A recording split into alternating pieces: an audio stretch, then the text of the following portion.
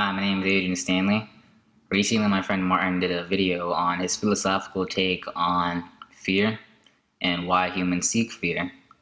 Here, I wanted to do a video on the neurological perspective of fear. Alright, so I'm going to start out by mentioning the brain areas that I want to focus on, introduce those brain areas for those who are unfamiliar, and I want to describe the anatomy of the amygdala and then the conditioned fear response.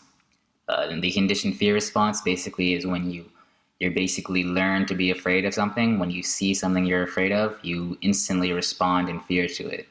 And now I'm going to explain exactly why that happens and how the amygdala plays a role. So the main brain areas I want to focus on here are of course, the amygdala, the neocortex, the hypothalamus, and the periaqueductal gray matter in your brainstem. So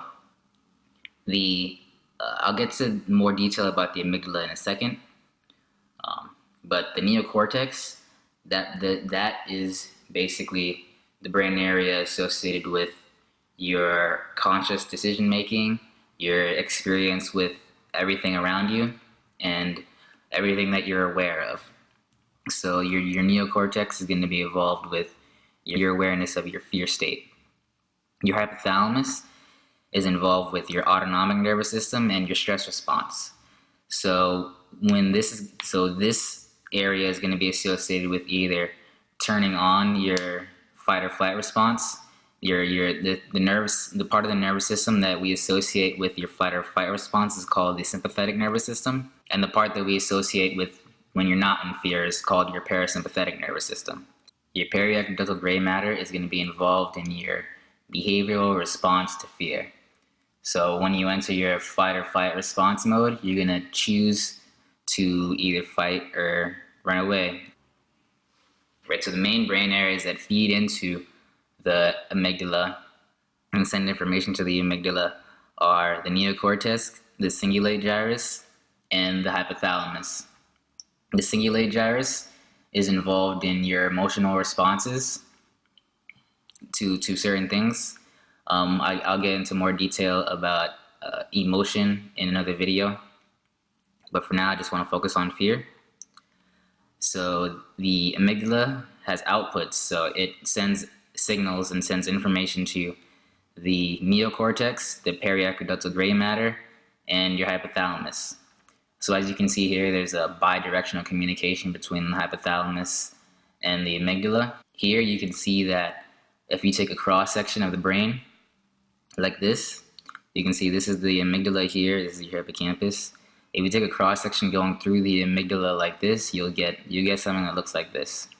So this right here is your neocortex along the edges here. So the neurons here are what you associate with your conscious decision making and your experience of certain things. So here is going to be involved in your experience of fear.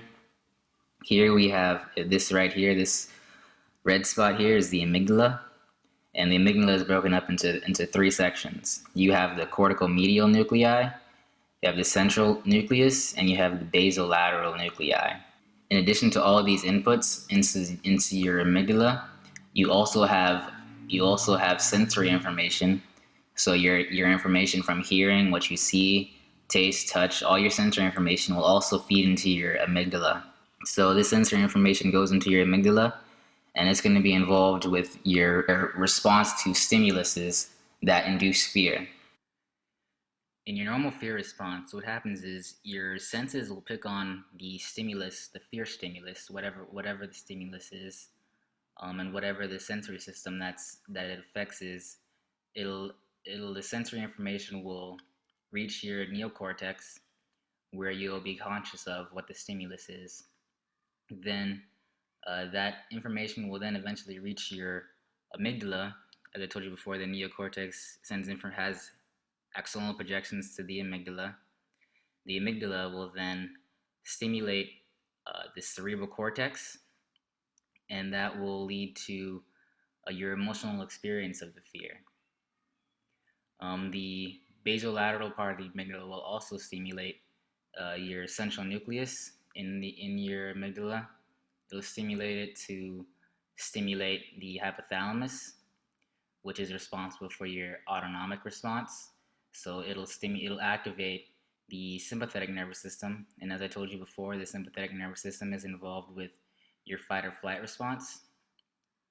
It'll also activate your periaqueduct duct. It'll also stimulate the periaqueductal gray matter in your brain, and the periaqueductal gray matter is responsible for your behavioral reaction to the fear. So whether you choose to fight or run away. Another thing that can happen here is if the emotional response to the stimulus is strong enough, then as I told you before, the cerebral cortex has projections that project back to the amygdala, and what it can do is it can cause memory of the fear to be stored here in the amygdala. So because the memory is stored there, when the stimulus, whatever the stimulus is, in this illustration here, it's a sound stimulus. So if that stimulus, all it'll take is the initial stimulus to cause the amygdala to initiate the fear response. So it bypasses the neocortex. This leads to a more automatic response to the fear stimulus, whatever the stimulus was. All right. So in conclusion, the amygdala plays a key role in your experience of fear. Strong emotional memory is stored in your amygdala and can result in conditioned fear responses. All right, so that's the end of my video. That's pretty much all I wanted to say. Definitely check out my friend Martin's video on his philosophical take. The main place that I get all my information for this video is from this book called Neuroscience Exploring the Brain. I definitely recommend checking it out and learning more. All right, so thanks for watching this video.